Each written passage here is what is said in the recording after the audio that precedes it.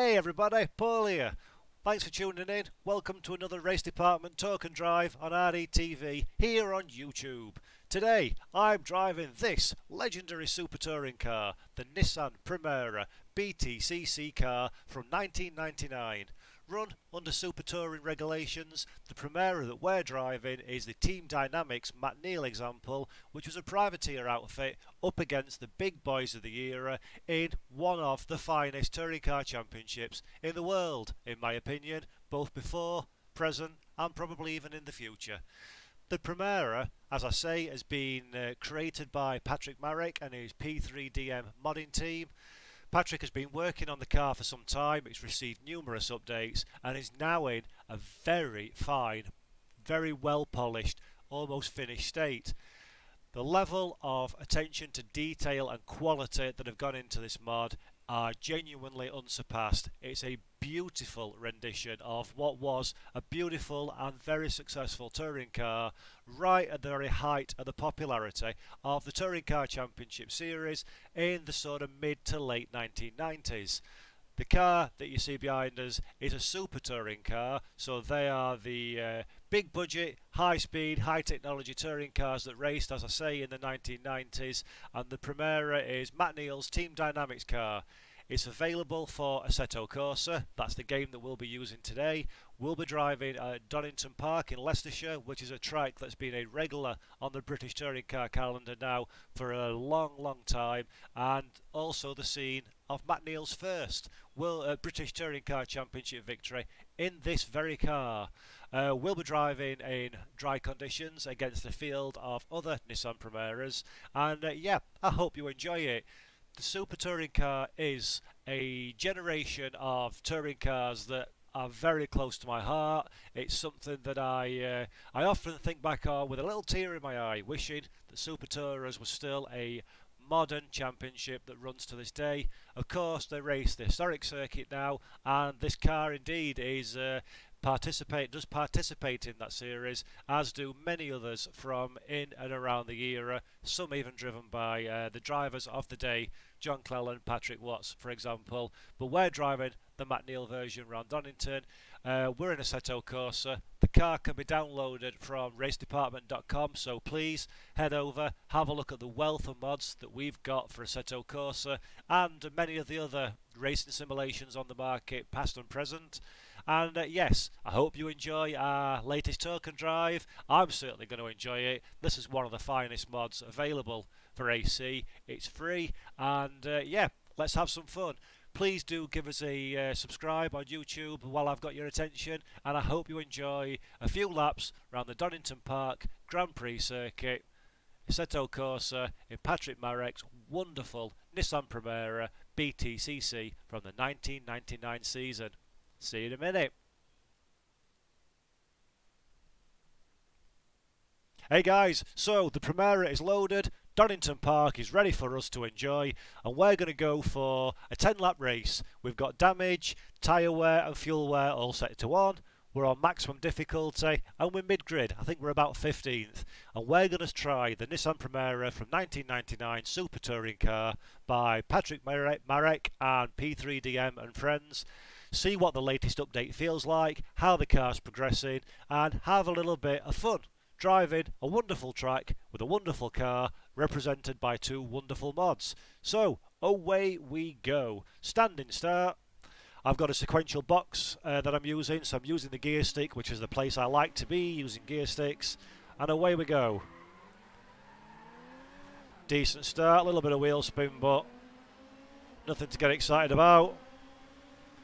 Got a bit of a run into Redgate at turn 1. This is a pinch point and a danger zone at Donington, so this might go south, but we took a risk and we got away with it.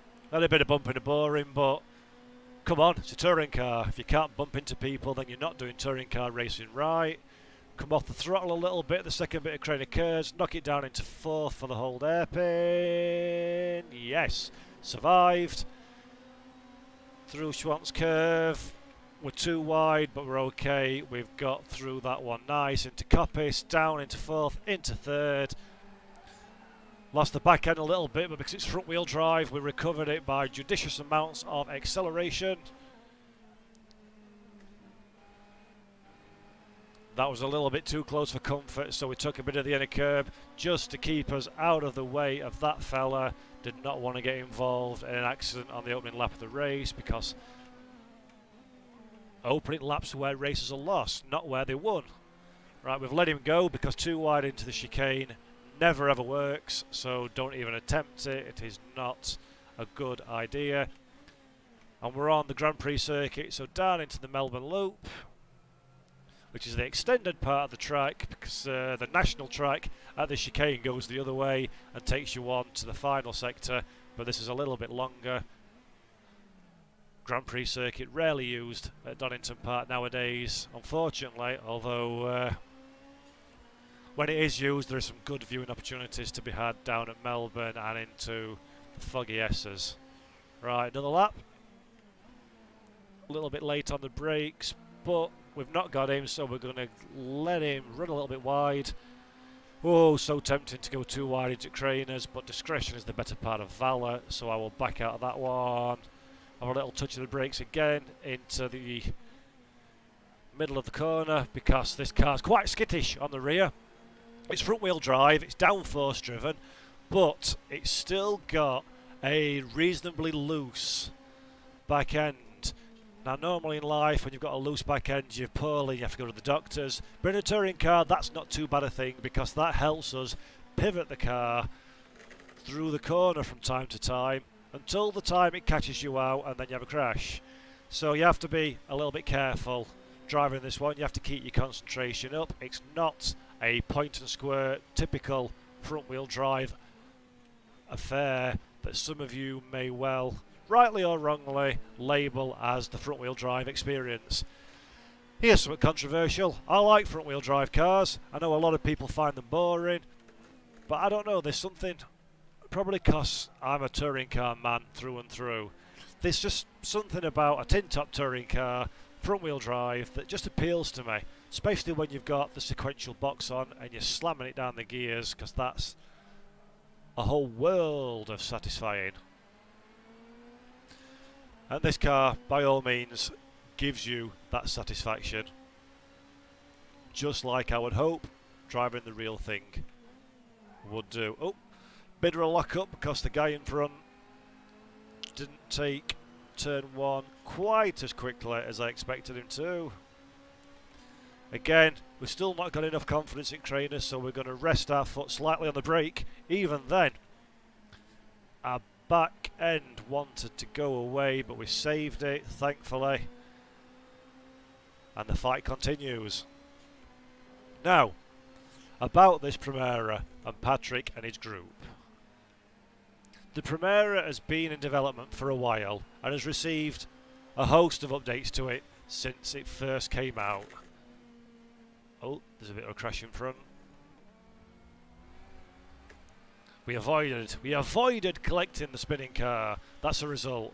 Yeah, the car's been developed for a while. This is the latest build version, the latest update, which again, as I say, is available at Race Department. We're going to wide into chicane, even though I say it don't work. And on that occasion it did. David Leslie. God bless David Leslie. Cheeky little pass. And we're getting back though at Melbourne. I am. Get it stopped in time. Stopping on the apex so he can't come back to us. And he's still looking for the overlap. David Leslie, everybody. Always a feisty little Scot. Again, a big name from the British touring car world. Been around for a long time. Sadly passed away now as David Leslie. But a legendary name. A true gentleman as well, by all accounts. I've had the pleasure of meeting the bearded one on more than one occasion, and he's always been ever the gentleman. But when he gets on the track and the visor goes down, he's an animal, according to John Cleland.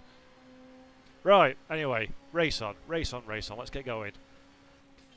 Yep, so I was talking about the car, was I? I can't remember. Probably, that's what the video's about, so I'd hope so. Talking about the car of the group. This is, Patrick by his own admission is a bitter perfectionist, so I dare say, until the end of the days of life, this car will still get updates as he finds other little things that he wants to change on it. But this is pretty much as close as you're going to get to a version 1. Fully finished, completed mod. And it is superb. It looks the business, it sounds the business, and it drives absolutely beautifully. It's a really high quality mod with a massive attention to detail in pretty much every aspect. I can talk about the sounds and the visuals all day long, and I will come back to that later on. Oops. Also, like I'll come back to the Apex later on. I will come back to that later on. But what I want to talk to you about now is force feedback, if I may, for a while. I've made no adjustments to the force feedback in this car, apart from I've turned the overall strength down a little bit to avoid clipping. So I think I've got it, if memory serves, on 85% now. And when you first go out in this car, if you're brand new to the Primera mod by Patrick, you probably won't like it. I didn't. I thought this feels strange. Don't like this. This doesn't tally with my experiences of front wheel drive cars in AC. Something's off. And I did a couple of laps and then began to realise that actually they have absolutely nailed it.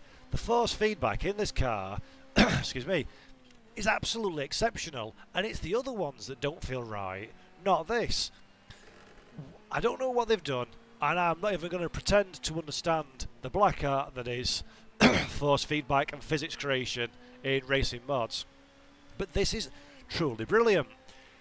I can genuinely, through my wheel, feel the tyres flexing and rolling over under load on the tarmac. I can feel the characteristics that we've all come to know and love / hate, depending on your take, of front wheel drive cars.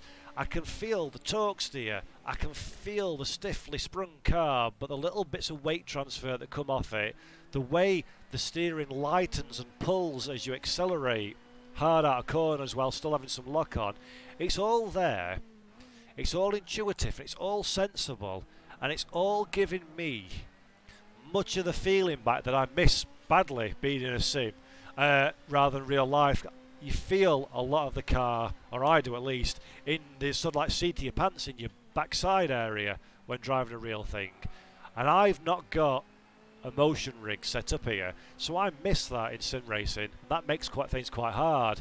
So I'm kind of using the force feedback to simulate some of those forces. And just give me a second while I get around the old hairpin. To simulate some of those forces and represent it in my hands. And often that's not quite enough to give me a true feeling of what the car's doing. But in this one, it really, really does. They've done a genuinely, absolutely exceptional job. And as I say, it took me a couple of laps to realise, thinking this is rubbish, to actually, this is genius. The force feedback, for me, the physics in this, are absolutely exceptional. I can't wax lyrical enough about it. It might not be to everybody's taste. Some of you guys might think, well, this is too different to what I'm used to and I don't like it. But for me, it is the standout aspect of an already damn outstanding mod. Anyway, the FFB, the force feedback, the physics of this car are brilliant. And if this sort of feeling is going to be replicated across the whole range of Super Tourers that are planned by the team, then I don't need anything else in sim racing. This is it for me. This is all I need. Because I love this era anyway. The detail on the visuals and the audio are exceptional, but the physics and the force feedback really are the standouts. And yeah, full grid of these, yes please, that will do me down to the ground. Thank you very much indeed, Patrick and co. So yeah, you probably get the impression that I quite like the way it feels. Well, you'll be right in that impression. I do indeed. Really good job. It's very difficult for me to describe handling and physics on a video. You really need to see it for yourself to fully appreciate where I'm coming from and make your own judgments.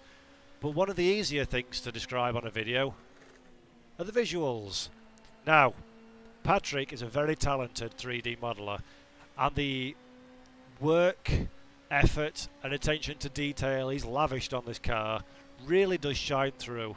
in absolutely every aspect of it. It's difficult for you to see much because obviously I'm racing on a single screen for this video, but I tend to race VR when doing my own personal racing, so I can have a look around cockpit and have a really good scratch around at all the detail, and it's excellent. I've sat in this particular car, not the virtual one obviously 'cause it's not real, but sat in the real world equivalent of this car on a couple of different occasions now, and they really have got a lot of what the car is all about, if not everything. It's a really, from outside and inside, it really is visually exceptional, really impressive, and that immediately sort of sets it up as one of the standout mods for AC. Now I'm saying AC because Assetto Corsa is the version of the game, is the game for which I'm driving this particular car, but Patrick also reasonably recently has moved this over to R Factor 2, a mod that I've not yet had an opportunity to try. That's a good move. R Factor 2 is obviously a wonderful sim and feature rich, so any high quality content that simulation can get is good news for the whole community. Now whether the extra cars that Patrick and his team are developing at the moment, because I forget if I've said it already in this video, but there's an appetite to bring the remainder of the Super Touring era cars to the sim in the future, which is wonderful news and the single most anticipated sim mod ever for me. Looking forward to that more than I've looked forward to a whole bunch of actual sims coming out. Now whether that appetite extends to bringing it to R Factor 2 or not, I do not know at this stage. So keep your eyes tuned on Patrick's various threads at Race Department for more news on both that and the progress of the actual mod itself. I'm sure he'll be communicating, he's regularly posting, so I'm sure we'll hear something about that in future. Now then, let's see if we can get Anthony Reid. Usually an overtake on Anthony Reid ends in a crash, but on this occasion no, and his fellow Scot David Leslie we're looking at into the Craner curves, but again I'm a coward, so I'm putting the brake on there and letting Leslie go, because Craner curves too wide is never a particularly good idea unless you're Ayrton Senna or John Cleland, to delete as appropriate. So yeah, we've talked about the physics and the force feedback, we've talked about the graphics. You can hear the sound if you try and tune my dulcet tones out. You can hear the sound for yourself. The audio is also really good. Oh, Silver, see you later, pal. See, told you, Anthony Reid can't help but do something stupid and have an accident or ram into you. Yep, the audio itself's really good as well. Really immersive, does the trick, sounds great from off-board and on, as I miss my braking point, run wide a little bit into the chicane. And I'm in the wrong gear, but it's okay, it's fine, we're talking, we're having a good time, all friends here. Get it into the corner, into the Melbourne loop, and away we go again. Yeah, so for me, this is one of the best Assetto Corsa mods available. And there are a lot of good mods out for AC. In fact, the track itself as well is also a mod by Brun, and this is another one of the finest mods available. I love Donington Park, I know it like the back of my hand. I've spent countless hours, sadly never actually racing on it, but countless hours spectating, and they've done a great job of capturing Donington in that particular era. The hospitality suites you see on the Craner curves there, they've gone now, they've been knocked down since the takeover by Motorsport Vision, as has the spark plug commentary point you see there, and the infield of the crane as an old airpin has now been returfed and is back in use again. So they're slight changes from when Brun first brought this mod out. Also, the real world Donington's got some not particularly attractive red curbing in deference, not in its hat, to Motorsport Vision's colour schemes. I understand there is an update coming out for the circuit from Brun, or it's in development should I say, at the very least, so maybe we'll get a tweak to this beautiful place in the near future. Hopefully that's a standalone mod though, rather than overwriting this, because I personally particularly like this version of the trike and colour and everything. But hey ho, that's by the by. Let's carry on talking about the Nissan. As I say, this car, this particular build version, is available now from Race Department to download, which is great news. So get over there, give it a try for yourself if you haven't already even. And also, if you download a mod from RD, please give it a rating and a little comment so the author knows that you appreciate his work or takes on whatever feedback that you have to give them. And yeah, rate responsibly, download responsibly, enjoy. This has been an exceptionally good fun experience. I love this car. I cannot recommend it enough. Everybody should have this, even if you don't like front wheel drive. It's an educational experience to drive this car. It's first rate. Patrick and everybody involved in this project and future cars that are coming out, thank you so much, man. This is a dream for me to be able to drive a car of this quality on a sim of this quality using the hardware I've got. So thank you from a personal point of view for making that dream possible. Yeah, I'll forever be a legend, you guys. Super Touring Cars rock. I hope you've enjoyed the video. Give me please a subscription to our YouTube channel and a like and a sub on Twitch, Twitter, what else have we got? Facebook, Instagram. Visit racedepartment.com. We've got news, mods, and a great community. And yeah, thanks for tuning in, everybody. Don't go yet, because I'm going to put the replay up after this is finished, assuming it's recorded, it's full length, so you can see the same race again from the off-board cameras. And yeah, thanks for tuning in. Sim racing's awesome. So are you guys. Until next time, I've been Paul.